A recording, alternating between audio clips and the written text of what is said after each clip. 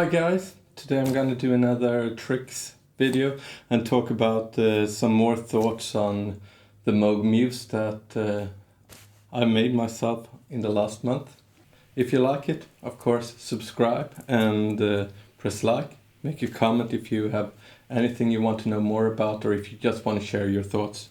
And today we'll look into utilizing FM functionality. So let's jump in. Let's start with an initial patch here.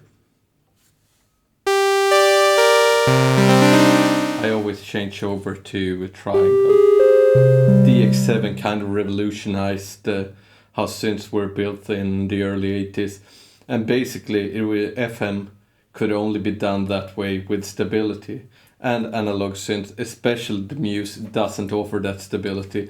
But if we sync oscillator 2 and actually start utilizing FM on it, I'm going to turn down the first one and move this to a triangle 2. So it's kind of nice sounding, but as you heard when I turned it up, it's get noisy plus 60%ish. And this is the nice part about the Muse. Going into the menu, I can actually set it up so that the FM max amount can never go over 60. And at first I thought, why would you need that? But when you start to utilize modulation and stuff, you can kind of limit it to a range. So if we listen to it now, it's just going into the distorted.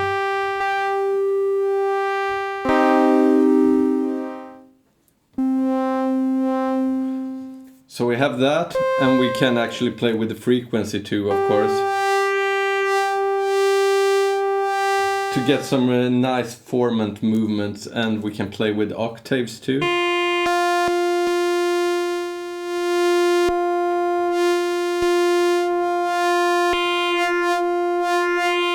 And the same on oscillator 1, which is quiet at the moment.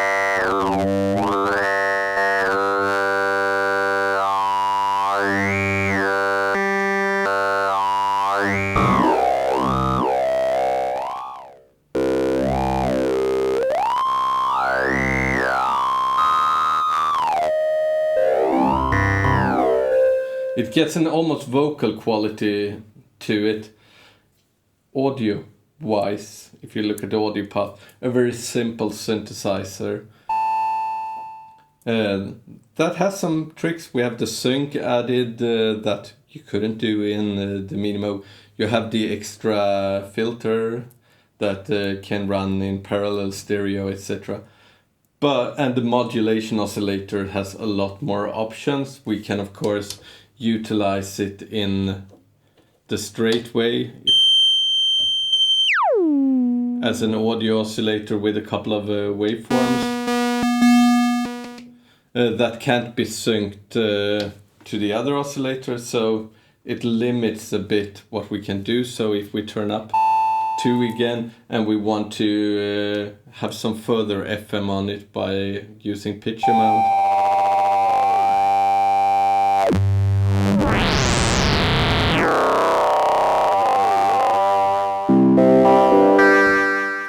it works quite well, but it can get really unstable, and the unstable nature is kind of the Moog Muse in my opinion. It doesn't behave as well as the Arturia Polybrute or the Summit, but it sounds alive and it kind of craves attention.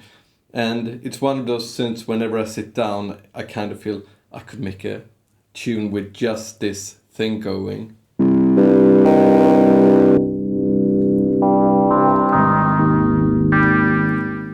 Like this right here.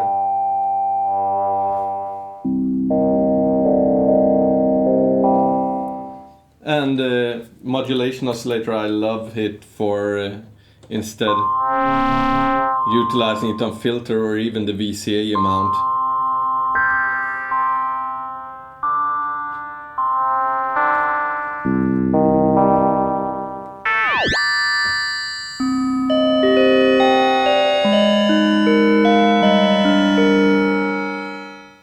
especially using it on the VCA, gives it a very digital kind of sound to it. However, this is one of the missed opportunities as far as I see it.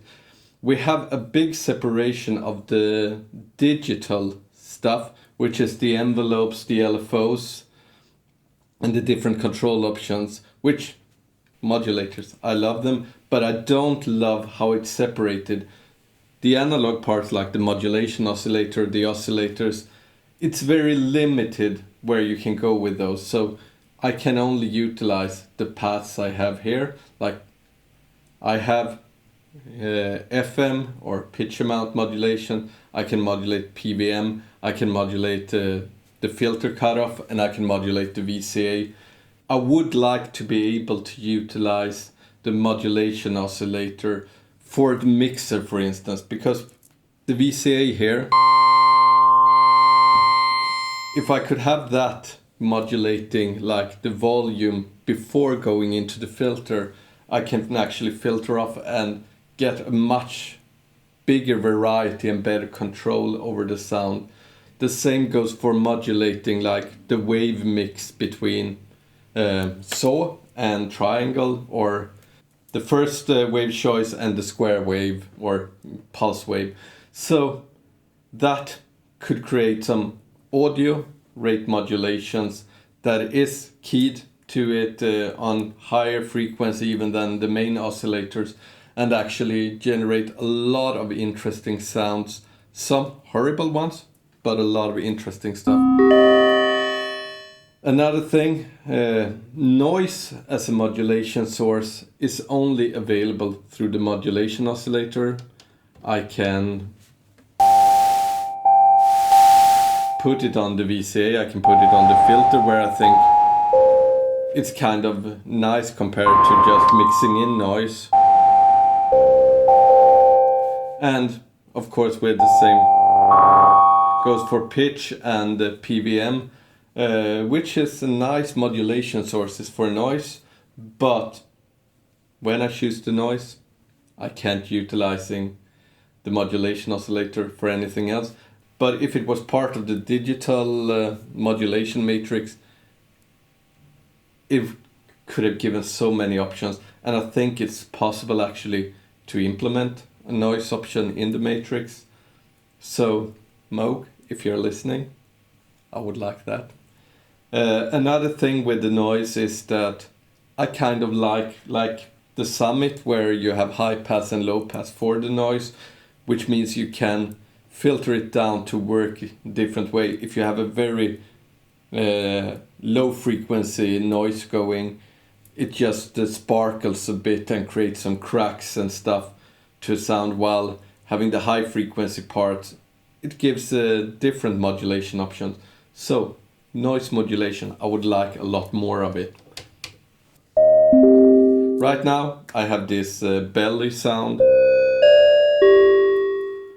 My favorite part of this synth is how they actually taking the modulation stuff, envelopes, LFOs, into the 21st century.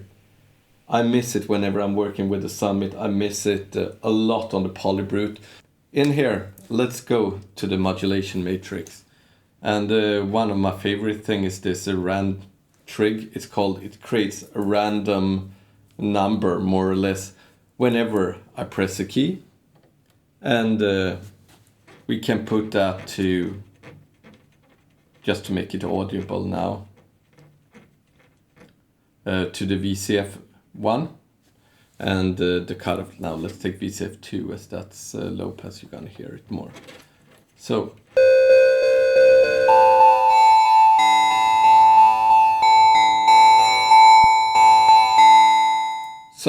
already we have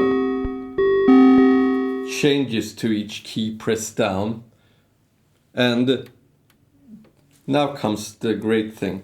If we, for instance, at control add LFO, we can turn it up. I think it goes to like 24, 23-ish there, because so the full value never becomes more than 100. And I think right now we're getting like a multiplied sum. Or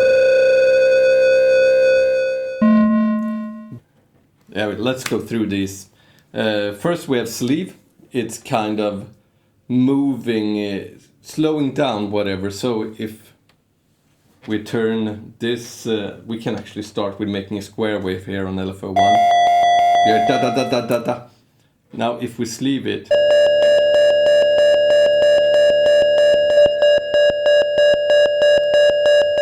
it smooths out until it becomes kind of like a sine wave. So we can utilize that to smooth, for instance, an LFO or a sample and hold, and we can utilize it on each of these 16 instances in the mod matrix. So from the same source we can actually get different kind of movements, which is really nice, especially if you want to create evolving sounds and stuff that kind of sounds different. And we can mix always two different modulators. So we have sleeve, and then we have cubic, which is kind of a mathematical operation. We can go into exponential or logarithmic. Then we can actually comparator. So now we should probably take the first source as something that has a bit of movement. So let's put LFO2 here.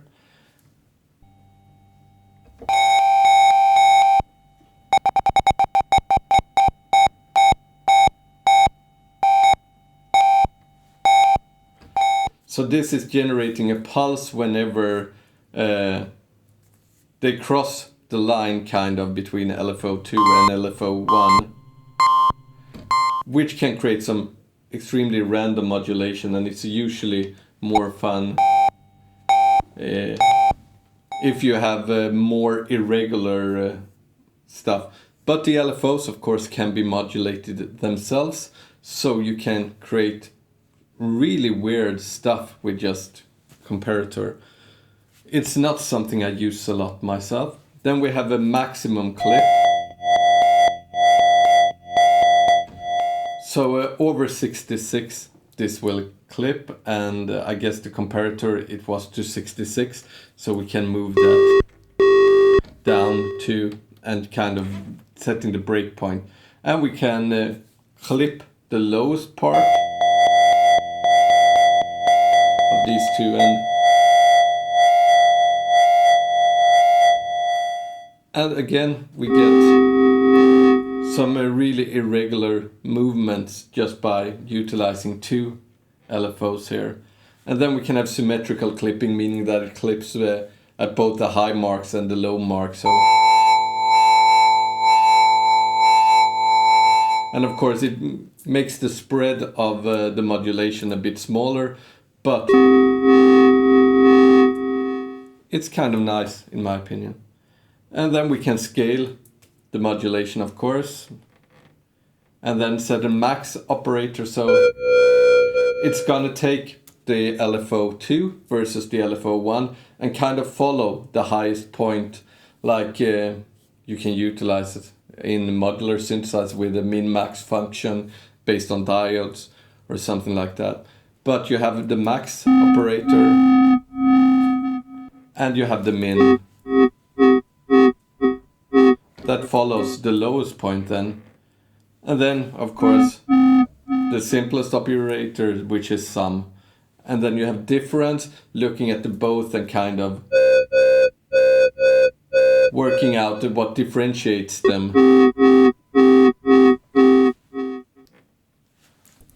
And then multiply them. So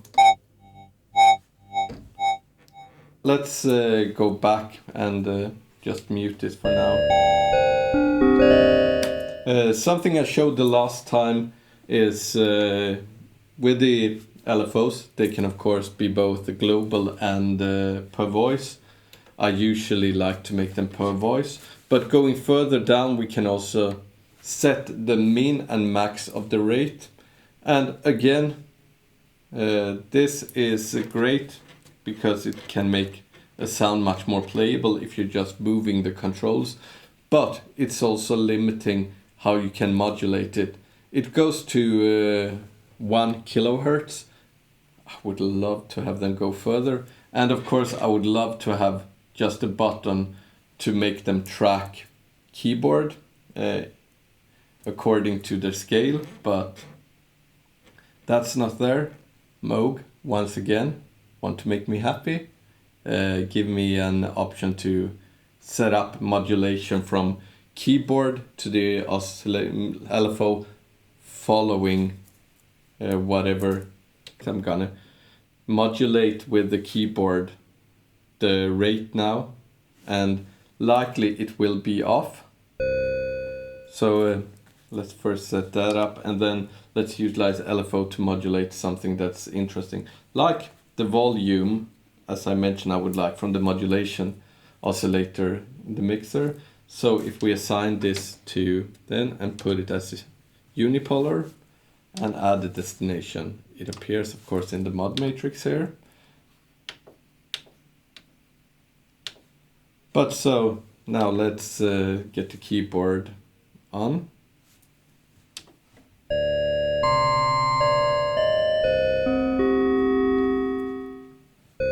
And turn this down.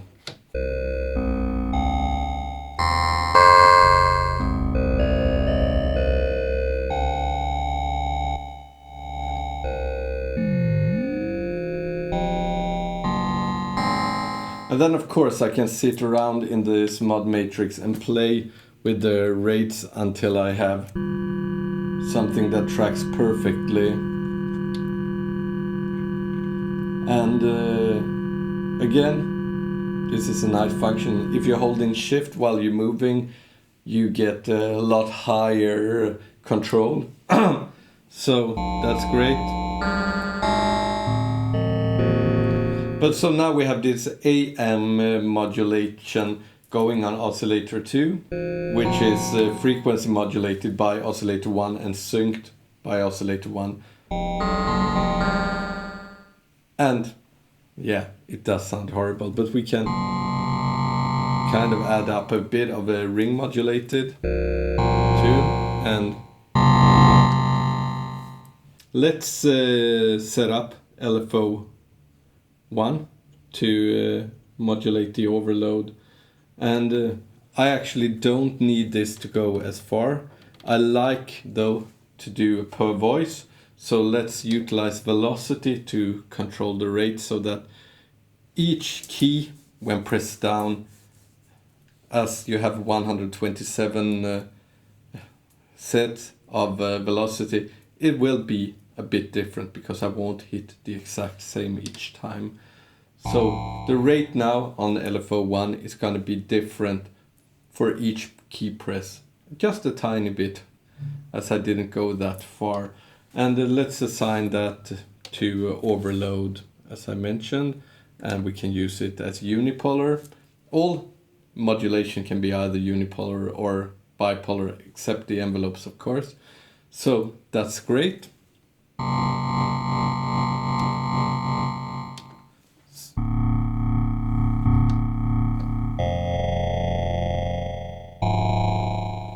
And now you get the distortion kicking in, or the overdrive kicking in, as kind of a tremolo.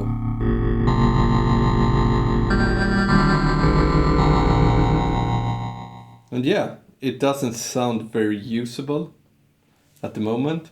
I'm gonna...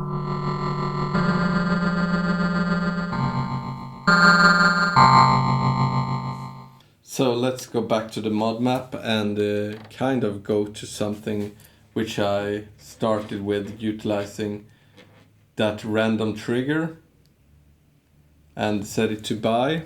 Remove the function at the moment, remove the second control because we don't need it, and set this to the cutoff again.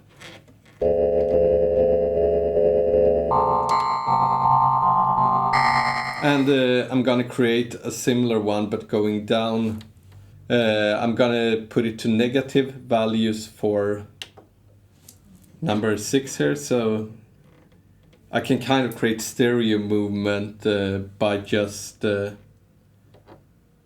using the same modulator but going up or down based on whatever random number. And I use it in bipolar for this. So VCF 1, and it was around 20 if I recall correctly, yes. And now you can hear each key press moves this sound in stereo.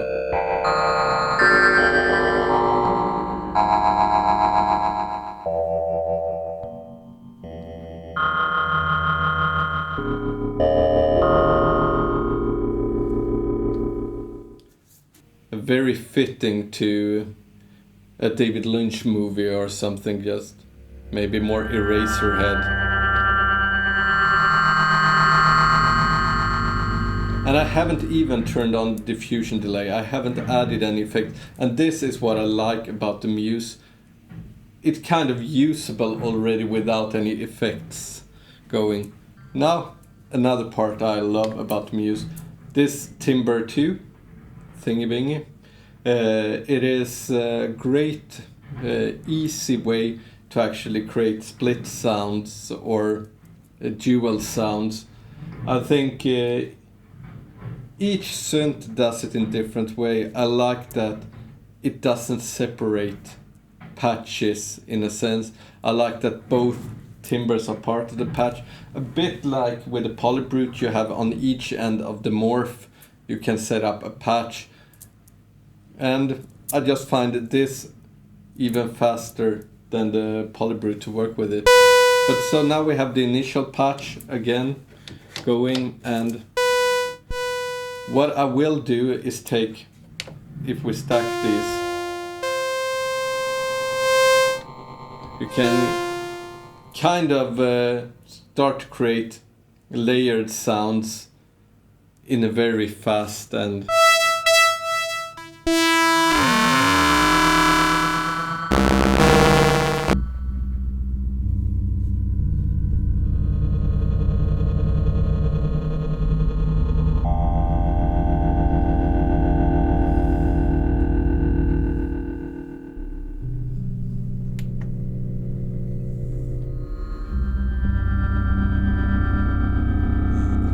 and it doesn't take much more than that just to add. If we go back here and take away the stack,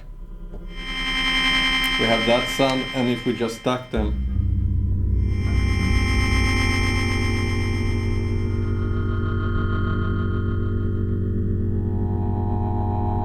I can control the voice count for each timbre.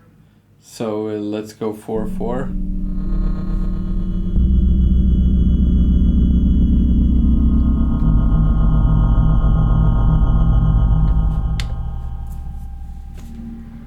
But so yeah, having that voice amount control is super nice.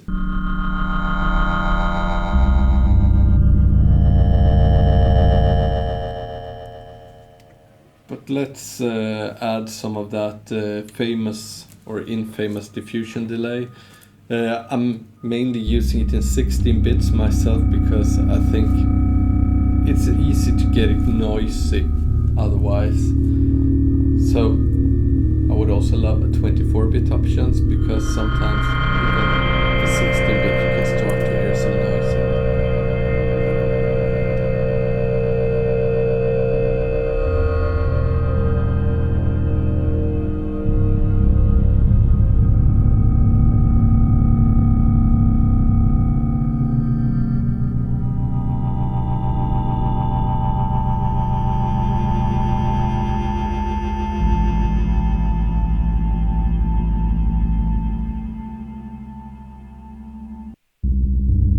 I'm gonna play around with my patch now a bit.